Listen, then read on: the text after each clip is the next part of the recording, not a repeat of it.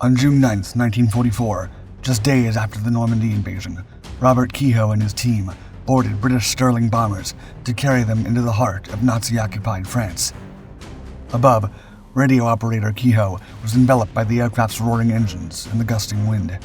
With a .45 caliber pistol and extra rounds secured to his belt, he could sense the heft of his parachute and rucksack brimming with gear. Despite rigorous training, apprehension gripped the young man. A thought echoed in his mind, quote, "By this time, my fear was concentrated on what was below. Would it be rifle or machine gun fire? Or silence? If silence, did it mean the enemy was waiting to pick us up?" But then, anxiety gave way to razor-sharp focus. Guided by his elite training, he neared the plane's yawning bomb bay doors and leapt into the void. This was the start of Operation Jedburgh. Their motto: surprise, kill, and vanish. After the fall of France in 1940 and the subsequent invasion of the Soviet Union in 1941, British strategists began to brainstorm. They contemplated how Britain, lacking the military might for a direct assault on mainland Europe, could weaken the Third Reich. Their solution was a three-pronged strategy: a robust naval blockade, unrelenting aerial bombardment, and a more discreet approach: a sustained subversion of Nazi control in occupied countries. This covert method was undertaken by the Special Operations Executive, or SOE, a British civilian organization responsible for espionage missions worldwide. But as the D-Day landings approached, the SOE was stretched thin. They had access to just 23 Handley Page Halifax transport aircraft, which was barely enough to support their existing operations. In a search for reinforcements, they turned to their American allies and the US's version of the SOE, the Office of Strategic Services, or OSS. Led by Chief William Wild Bill Donovan, a staunch believer in unconventional warfare, the OSS shared the vision of weakening the German front through guerrilla warfare and sabotage. By the end of 1943, the two agencies pooled their resources and expertise, culminating in their most significant mission, Operation Jedburgh. The plan was to send teams parachuting into France and nearby occupied territories to bolster the Normandy landings in close collaboration with French intelligence. This gave birth to the secretive Jedburgh Command, nestled within the Special Forces headquarters on Baker Street in London. Meanwhile, during a routine lunch hour across the pond, 21-year-old radio operator Robert Kehoe's attention was seized by an announcement over his mess hall's loudspeaker. It was a call to arms, seeking radio operators in peak physical condition and ready for an overseas assignment. They would need to undergo an exhaustive series of tests to sharpen their technical skills. Although many initially expressed interest, the pool of volunteers diminished as the detailed prerequisites were laid out. A preference for those with at least 2 years of college, training in French or other European language, an enthusiasm to become a parachutist, and an acknowledgement of the inherent risks of the assignment. For those who remained undeterred, a personal interview and a battery of physical and psychological evaluations awaited. After surviving this rigorous vetting, Kehoe found himself bound for Washington, D.C. There, the group grew with the inclusion of personnel from the Signal Corps, Air Force, and even the Navy, making up around 40 radio operators, each as skilled as Kehoe himself. Of this group, only 28 saw the training through at the end. They were then let in on the true nature of their mission. They were to become OSS commandos, pivotal cogs in a top-secret operation. Considering the OSS was a largely unknown entity to the general populace at the time, this revelation triggered more questions than answers. Then, on December 23rd, with a blend of excitement and trepidation, Kehoe and his fellow recruits boarded the Queen Mary. They were set for a tumultuous voyage across the vast expanse of the North Atlantic. In January, Kehoe began his intensive training with the other chosen radio operators for the Jedburgh mission near Henley-on-Thames, approximately 40 miles west of London. The region, celebrated in peacetime for its boat races, boasted numerous English country houses, now commandeered by the military. There, Kehoe spent weeks honing his radio skills and familiarizing himself with essential codes and ciphers. A pivotal part of his training was mastering the Jed set, a specialized radio crucial for liaising with the Special Forces headquarters in London. Each Jedburgh team would comprise 3 men, a commander, an executive officer, and a non-commissioned Jed-set radio operator. The team's makeup was international. One officer would either be American or British, while the other would hail from the nation they'd be operating within.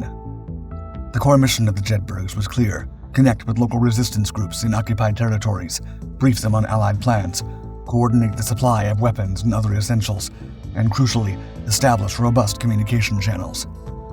If the situation demanded, these elite operatives would even assume leadership of the local resistance units.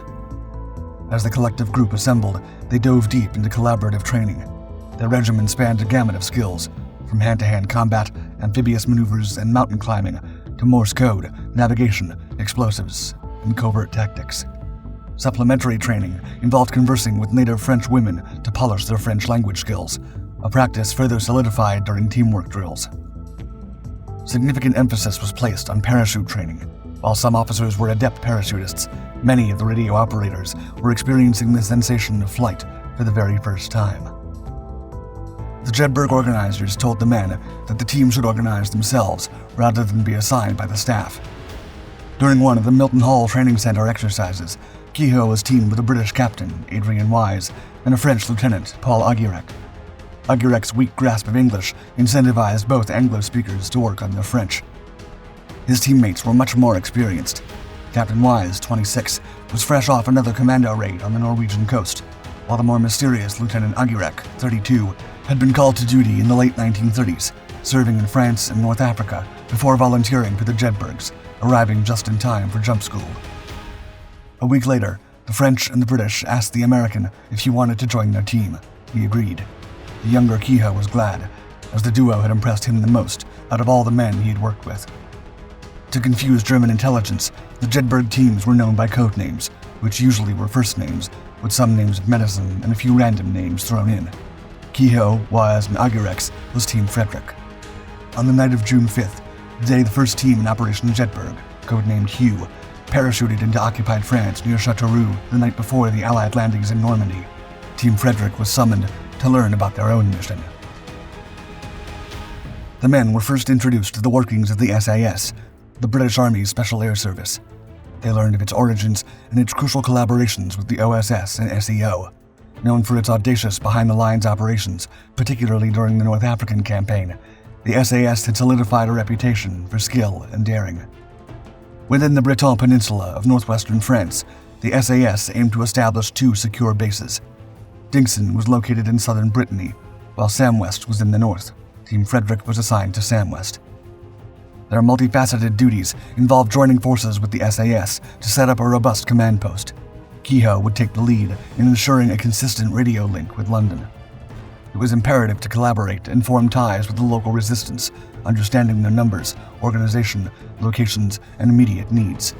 Coordinating airdrops of weapons and demolitions was a crucial task. They also took on the role of providing weapons training for the maquisards, the French resistance guerrilla bands. While there was some edginess over the relationship between the SAS and the Jed teams, all men knew about the common objective of their arrangement.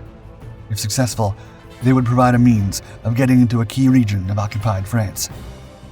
Each Team Frederick member was equipped with personal weapons for this high-stakes mission, including the M1 carbine and a Colt automatic pistol. Further equipment and supplies would be airdropped to support their efforts. Moreover, to aid the resistance fighters, many of whom had families to support, each officer wore a money belt. In the dim glow of their briefing room, maps spread before them, and the weight of the mission pressing on their minds, Team Frederick faced a daunting truth. Were they truly prepared for the trials awaiting them in occupied France? In the dark hours of a summer night on June 9, 1944, Team Frederick parachuted into Nazi-occupied France. Once landed, Kehoe noticed two figures emerging from the nearby woods. Just as he was about to reach for his pistol, he recognized the men as two maquisards from the French resistance, there to assist them. After regrouping and receiving food and shelter, Kehoe, within 2 days, successfully established radio contact with London, transmitting a message, quote, "Arrived safely with all containers and equipment. Have contacted local groups. Great possibilities in Côte d'Or area. Send Jed team and arms." Their perilous 10-day journey took them through dense forests that offered protection from German reconnaissance, but also posed challenges. The sounds of distant gunfire were a constant reminder of the lurking German presence. Throughout their journey, Team Frederick had dual objectives: to supply the resistance with weapons and ammunitions from Allied airdrops, and to coordinate these groups for targeted strikes against the Germans. As the days went on, the team orchestrated several airdrops, with multiple narrow escapes from the nearby German patrols. Their bond with the maquisards strengthened and Kehoe, Augueric, and Wise found solace in the camaraderie of their shared purpose. However, their efforts weren't without setbacks. The Milice, a pro-German French militia, once intercepted an airdrop in Dinant, seizing crucial weapons and supplies. While their main focus was on supporting the Maquis, Team Frederick's expertise was also utilized elsewhere. In a noteworthy operation, they guided the destruction of a bridge near Saint-Malo, halting the German forces' retreat. Their most formidable challenge was yet to come in the Paimpol Peninsula, a stronghold for heavily fortified German troops. The strategic significance of the peninsula, coupled with the threat it posed to American tank columns, made it a focal point. Recognizing the urgency, Kehoe relayed 2 messages to London detailing the precarious situation, particularly in areas where the Germans wreaked havoc on the local populace. In a strategic countermove, American tanks repurposed as artillery collaborated with the Maquis and Team Frederick. With Allied air support, this coalition mounted a formidable offensive against the German forces in the peninsula. The subsequent surrender of over 30 German POWs signaled a monumental shift. The oppressors now looked defeated. With their mission in the peninsula accomplished, Team Frederick celebrated their successes with the Maquis. Emotions ran high as farewells were exchanged. While Wise and Kehoe headed back for a debrief in England, Augueric made a beeline for Paris. Though many believed Augueric's haste to Paris was driven by the impending liberation, a deeper secret lay underneath. Augueric's true surname was Bloch-Aurach, revealing his Jewish heritage. This identity had been carefully shielded by those in the know, allowing him to navigate life during the Nazi occupation. His immediate concern was the safety of his father in Paris. When the trio eventually regrouped, their bravery was acknowledged with the American Distinguished Service Cross, the French Croix de Guerre, and the British mentioned in dispatches. Over the remainder of 1944, more than 90 Jedburgh teams took to the skies, parachuting into the heart of occupied France. These elite teams played a pivotal role in sabotaging the enemy's lines of communication and prevented the retreating Germans' wholesale destruction of crucial infrastructure. Their clandestine operations, along with those of the OSS operational groups, compelled the Germans to redirect substantial military resources from the main battlefronts. From the autumn of 1944 through to the spring of 1945, the Netherlands also felt the impact of 8 active Jedburgh teams, and in a testament to their adaptability and reach, 1945 saw Jedburgh teams, or at least parties molded by their rigorous training, operate in the farthest corners of Southeast Asia, including Japanese-occupied French Indochina. Yet, as the tides of war turned and the Allied forces advanced, swallowing up the territories where the Jedburghs operated, these clandestine missions drew to a close. The origins of the name Operation Jedburgh remain shrouded in mystery. Some argue it was a nod to Jejour, the French equivalent of the U.S. military's D-Day. Others speculate it was an arbitrary choice from a list of nouns. But a resonant theory traces the name back to a small Scottish border town. There, during the 12th century, local Scots waged guerrilla warfare against English invaders. According to legend, these indomitable warriors brandished their Jedburgh axes with such fervor that their battle cries instilled terror in the hearts of adversaries. With their unwavering resolve, these ancient warriors might have kindled the spirit of a new generation of guerrilla fighters. Different times, different foes, but a shared commitment to stand against the tide and champion what's right, regardless of the risks.